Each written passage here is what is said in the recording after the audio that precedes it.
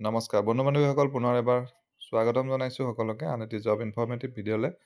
আজি আপোনালোকৰ বাবে লৈ আহিছোঁ আন এটি জবৰ ইনফৰমেশ্যন। এডভাৰ্টাইজমেণ্টটো আহিছে কয়েল ইণ্ডিয়া লিমিটেডৰ পৰা, য'ত তেওঁলোকে 434টা মেনেজমেণ্ট ট্ৰেইনিৰ পদৰ বাবে আবেদন বিচাৰিছে। গতিকে ভিডিঅ'টো চালে গম পাব কি কোৱালিফিকেশ্যন বিচাৰিছে, দৰমহা কেনেকৈ দিব, কেনেকৈ এপ্লাই কৰিব লাগিব, গোটেই ডিটেইলছ আলোচনা কৰিম। ইনফৰ্মেটিভ যেন পালে লাইক আৰু শ্বেয়াৰ কৰিবলৈ নাপাহৰিব। যদি চেনেলটো ছাবস্ক্ৰাইব কৰা নাই আজি কৰি ল'ব। অনলাইন ৰেজিষ্ট্ৰেশ্যন অলৰেডি চলি আছে আৰু ইয়াৰ লাষ্ট ডেট হ'ল অহা 14 ফেব্ৰুৱাৰী। এতিয়া মেনেজমেণ্ট ট্ৰেইনিৰ যিটো ব্ৰেকআপ ভেকেঞ্চি ডিচিপ্লিন ৱাইজ সেইটো চাই দিছোঁ। কমিউনিটি ডেভেলপমেণ্টৰ 20টা পদ আছে, এনভাইৰনমেণ্টৰ 28টা আছে, ফাইনেন্সৰ 103টা আছে, লিগেলৰ 18টা আছে, মাৰ্কেটিং এণ্ড চেলছৰ 25টা আছে, মেটেৰিয়েল মেনেজমেণ্টৰ 44টা আছে, পাৰ্চনেল এণ্ড HR-ৰ 97টা আছে, ছিকিউৰিটি 31টা আছে, কয়েল প্ৰিপাৰেশ্যনৰ 68 আছে। অল টোটেল 434টা পষ্ট আছে।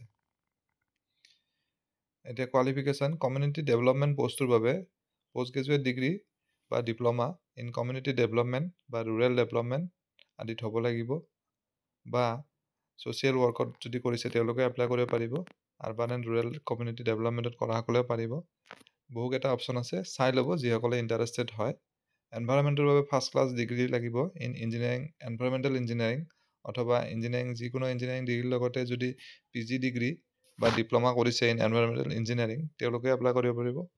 ফাইনেন্সৰ বাবে CA বা ICWA কোৱালিফাইড হ'ব লাগিব। লিগেলৰ বাবে গ্ৰেজুৱেশ্যন লাগিব ইন ল'ত, 3 ইয়াৰ্ছ হ'ব পাৰে বা 5 ইয়াৰ্ছলৈও এপ্লাই কৰিব পাৰিব। মাৰ্কেটিং আৰু চেলছৰ বাবে MBA বা PG ডিপ্ল'মা লাগিব ইন মাৰ্কেটিং।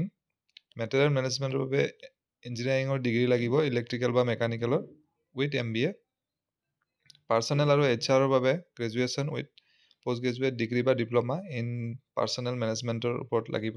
ছিকিউৰিটিৰ বাবে এনি গ্ৰেজুৱেট হ'লে এপ্লাই কৰিব পাৰিব। কয়েল প্ৰিপাৰেশ্যনৰ বাবে ইঞ্জিনিয়াৰিং ডিগ্ৰী লাগিব, কেমিকেল বা মিনাৰেল ইঞ্জিনিয়াৰিং বা মেটালাৰ্জিকেল ইঞ্জিনিয়াৰিঙত। আবেদন কৰিবৰ বাবে অনলাইন যোগে যিটো পে'মেণ্ট দিব লাগিব এপ্লিকেশ্যন ফি, সেইটো 1000 ৰুপিজ দিব লাগিব।